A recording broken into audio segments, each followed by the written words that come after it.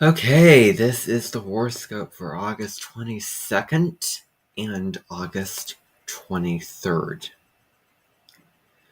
So we have the moon changing signs, and we're moving from the head to the heart. We're moving from the mind to the body, from the masculine to the feminine. Gemini is very interesting because it's kind of a blend between masculine and feminine, or it could be gentlemanly. I was born under a masculine sun sign, Aries. The sun's exalted in Aries. My ruling planet, Mars, is in the sign of Gemini. And so, Gemini can go either ways. It can be either masculine or feminine. Both and fits the puzzle.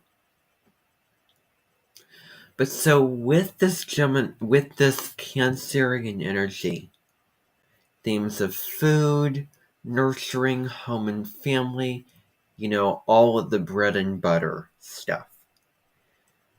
But the big thing is about your emotionality. Are you really allowing yourself to feel your feelings? And to allow yourself to spend time at home, to not be so afraid of and so ashamed of, going into retreat, going into a sacred sanctuary, shutting yourself off from the world. And also eating crabs as well. That's the other thing I just want to say. Now, the moon is meeting up with the Lilith. So Lilith is in Cancer, Moon is in Cancer. So this is going to be shadow work. Is there anything that is unnoticed, unresolved, that needs to be resolved? Or anything that needs to be looked at? If any real, emotional issue, pattern, feeling, anything that can be looked at this time, get on it. Because Lilith really, really looks at the darker sides. It also looks at our sort of bad moves, bad motives, and also fears as well. So, it's a good opportunity to face your fears. Who knows? Maybe I will find a bee or wasp buzzing by. Who knows? I don't want it. I'm not planning on it. Moving on. Now, the little bonus piece, and here's the other thing too. We have the sun moving into Virgo. So we've just finished off this whole Leo season of really showing your heart to the world. That's what Leo is about. So the lion's in the circus performing their act. But when the event ends, the Virgo comes and takes the broom and has to clean up what is remaining. It has to organize the circus for the next day and the next events. You can have so much fun and go wild and go crazy. However, the next piece of life is to get organized. And that's Virgo energy. So Sun and Virgo energy. The Sun rules Leo and it's moving into Virgo. So the desire to make a system that is well balanced and organized and efficient becomes really, really important at this time, and something really, really to take a good look upon. So we have the sun moving into Virgo. And so Moon and Cancer together, these two can be, at best, the mom, the parent, that nurtures the child. At worst, complaining, negativity. Reframe the negative thoughts that are going on in your mind. The other piece is the progressed moon. Why am I bringing that up? Well, I am going to happen to have a shift. The progressed moon's going to change signs. My progressed moon's going to move into Cancer.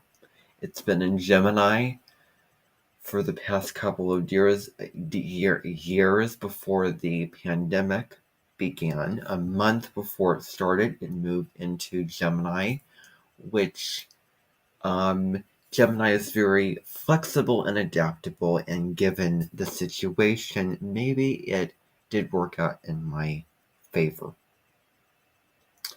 And maybe you could tell that the moon was in Gemini for me, but it's going to change. And I may become a different person. And I may become more shy or introverted. Who knows what the future holds? But this is my vision. When I talk about astrology, when I make videos, when I do forecasts, to have the gift of the gab, but to genuinely feel what I'm talking about.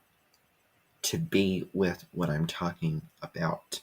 And, there's certain things about my personality and the way of doing my videos that I can't change.